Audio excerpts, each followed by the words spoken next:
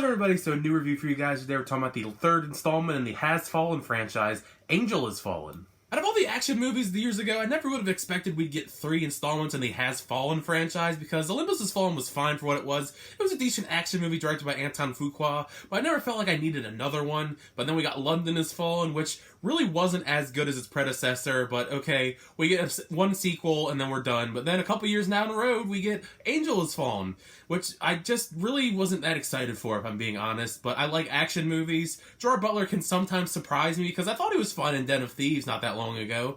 But it's just one of those franchises. I really don't know why it became a franchise, other than maybe because these movies actually make a lot of money. It's kind of interesting seeing the series go full circle now, with the last 2 films being about Mike Banning being the Secret Service guy that protects the president and other world leaders, and now he's actually being framed for an assassination attempt on the next president, because it's not played by Aaron Eckhart this time, it's played by Morgan Freeman. He's bumped up from VP and London Has Fallen. But he's on the run now, so he's got to try and clear his name and all that jazz that comes with one of those stories in these action films, because the plot isn't really anything you haven't seen before. Personally, like I said, I'm not a huge fan of this Has Fallen franchise, but one of the things I always look forward to in an action movie is its action set pieces. And sometimes they do okay. There are actually some decent action scenes spread throughout the film, but I'd say the majority of them are really nauseating to look at because they're just framed in such a way that's just really painful to watch. You got like so many different jump cuts and scenes that are just too close up and you can't really tell what's going on, especially at nighttime.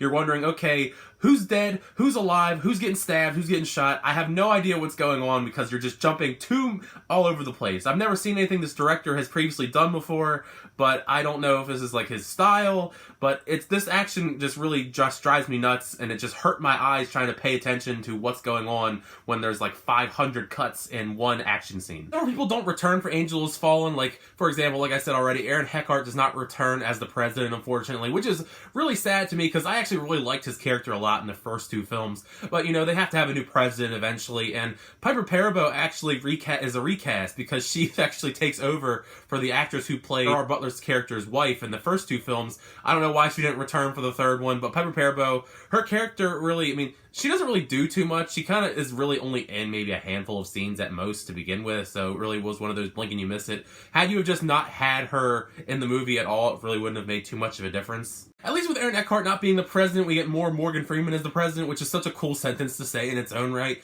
Morgan Freeman's a great actor. He's great with the limited material he gets in this. He's not in a large portion of the film, not given too many lines for the middle portion of the film, because the main plot of the movie is an assassination attempt on his life, so he spent that whole time recovering.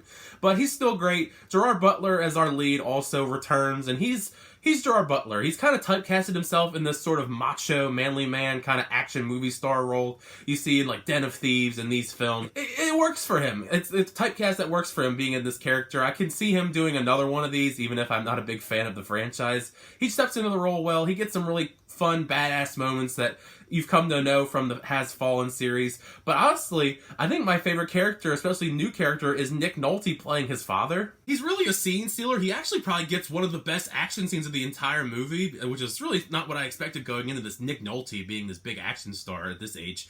But he's just this really eccentric, over-paranoid Vietnam veteran, and he has some really good chemistry with Gerard Butler, and I just really wasn't expecting that. I think that this kind of weird, crazy role really works for Nick Nolte. I'm used to it because he was like the same kind of crazy, neurotic character in the Hulk, the Ang Lee's Hulk from the early 2000s. I'll go. You just watch me go.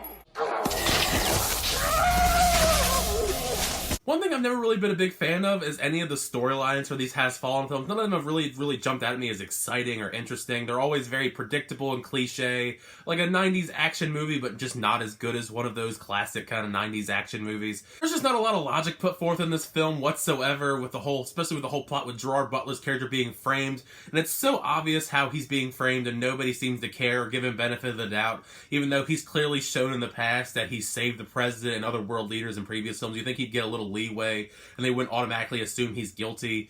But, you know, it's an action movie. He needs to be on the run. Jada Pinkett Smith and her little FBI crew don't care. They want to arrest him because he's the only one to survive this attack other than the president, which is, you know, I figure that would be an ironic coincidence, not because he didn't target himself, but whatever. It's an action movie. We're just supposed to not think of things. But yeah, overall, if you're a fan of these other Has Fallen films, London Has Fallen, Olympus Has Fallen, I think you're going to get just as much out of this as the other 2 films. It's pretty much on par. They're both fine action movies, this is an okay, fine action movie as well. It has some okay moments. You kind of just have to turn your brain off at certain points because of these movies. A lot of stuff is just, they don't make too much sense.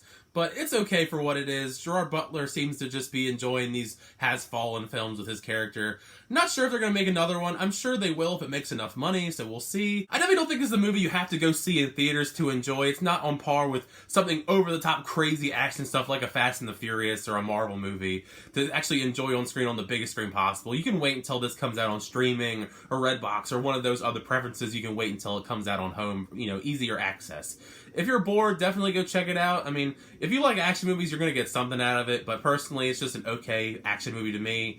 I probably, if I was going to rate it, probably be like a 5.5 out of 10. I'm not really too keen on this franchise as the action films go.